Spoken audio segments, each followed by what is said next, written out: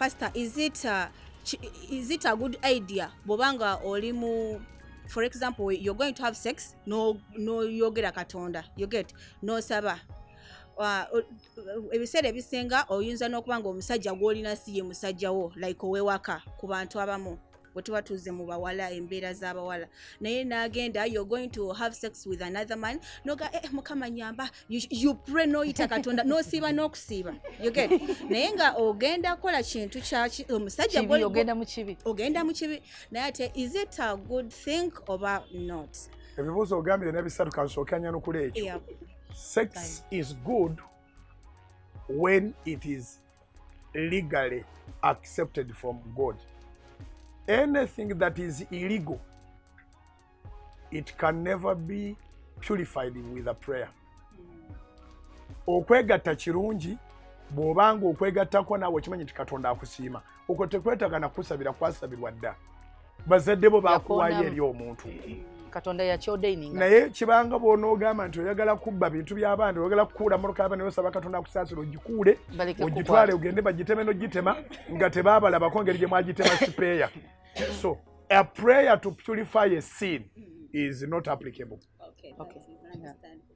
Then, Pastor, waliwo n'ekibuuzo ekirala anti naye nange kansooke nkubuuze.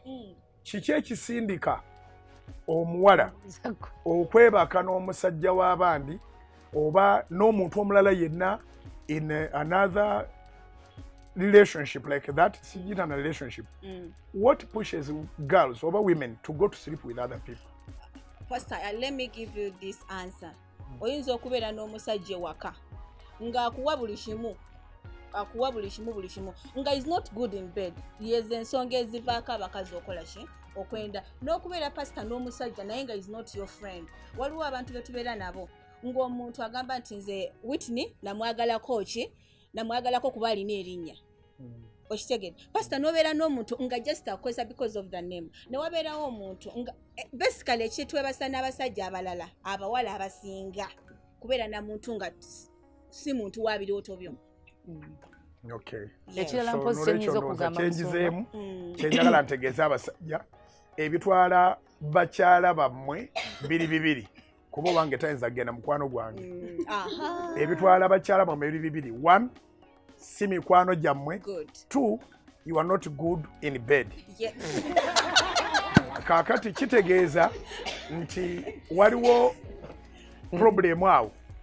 If somebody is not good, ngaba batuyitanga mu class ne bagamba simi, mbegayiridde abakyala mukolenga ka simi and do collection. Kikomezaawo.